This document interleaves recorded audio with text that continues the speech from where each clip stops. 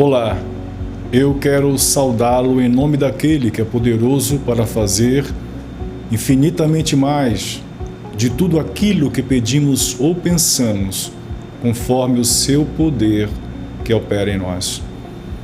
Nós vamos refletir durante toda esta semana sobre a pergunta: o que está faltando na minha vida para eu ser uma pessoa abençoada? Por que não estou sendo abençoado?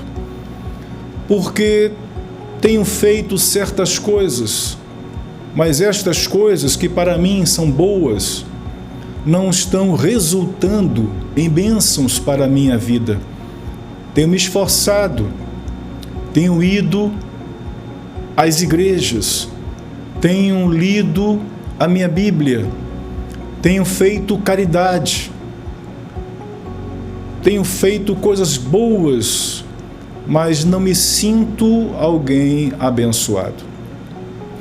Existem razões para uma pessoa não estar sendo abençoada por Deus, não ter suas orações respondidas positivamente, não ter paz no coração, viver atribulada, viver entristecida, depressiva, viver com ódio no coração, com culpa na alma. Há muitos que vivem desta maneira.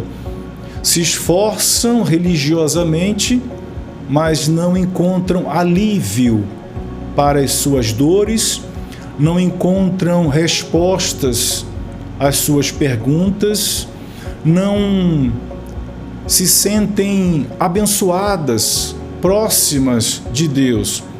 Essas pessoas olham para as outras e veem pessoas felizes e elas estão tristes. Essas pessoas olham para as outras pessoas e as veem contando vitórias, bênçãos, mas ela não tem nada para contar.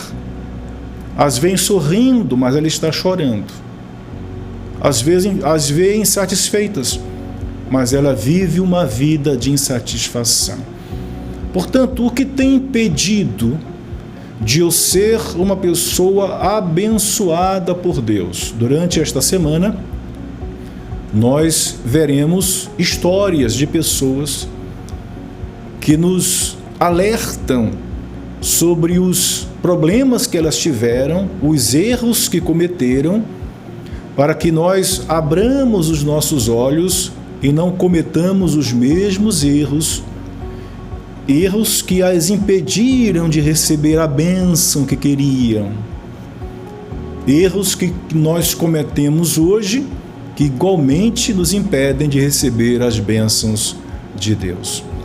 E a primeira causa, a primeira razão, primeiro motivo de uma pessoa não ser abençoada, eu quero tomar um episódio da vida de Jesus, que está no capítulo 13 do Evangelho de Mateus. Eu lerei, a princípio, o último versículo deste capítulo 13 de Mateus, que é o versículo 58. Diz assim o versículo 58 do capítulo 13 de Mateus: e não realizou muitos milagres ali por causa da incredulidade deles. Quem não realizou milagres? Jesus. Onde ele não realizou milagres? Em uma cidade chamada Nazaré, cidade que Jesus disse, minha cidade de Nazaré. E diz que as pessoas não receberam uma bênção por um motivo. Qual bênção que elas estavam buscando, que não receberam?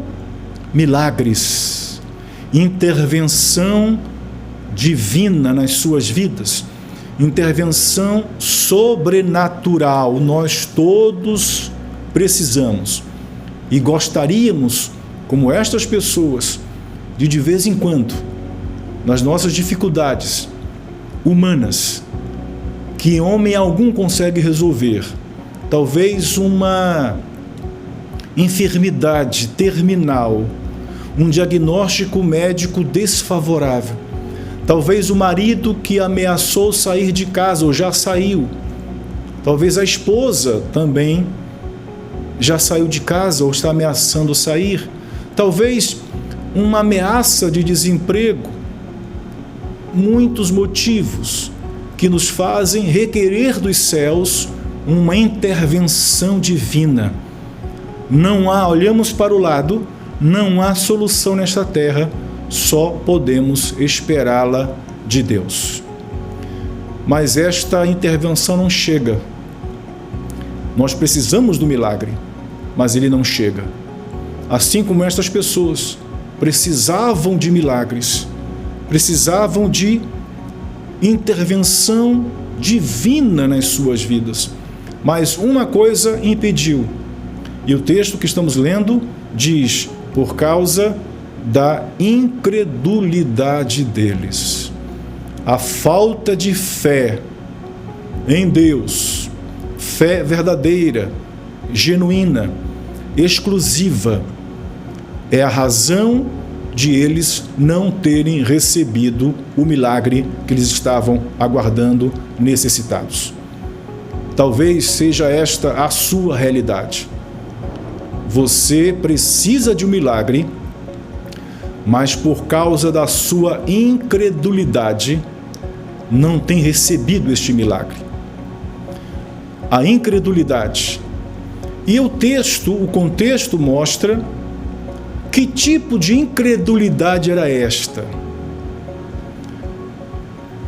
Jesus, como disse, estava na cidade de Nazaré. E chegando à sua cidade, diz o versículo 54, passou a ensinar o povo na sinagoga, de modo que este, isto é, o povo, se maravilhava e dizia: de onde lhe vem essa sabedoria e esses poderes miraculosos? Não é este o filho do carpinteiro? Sua mãe não se chama Maria?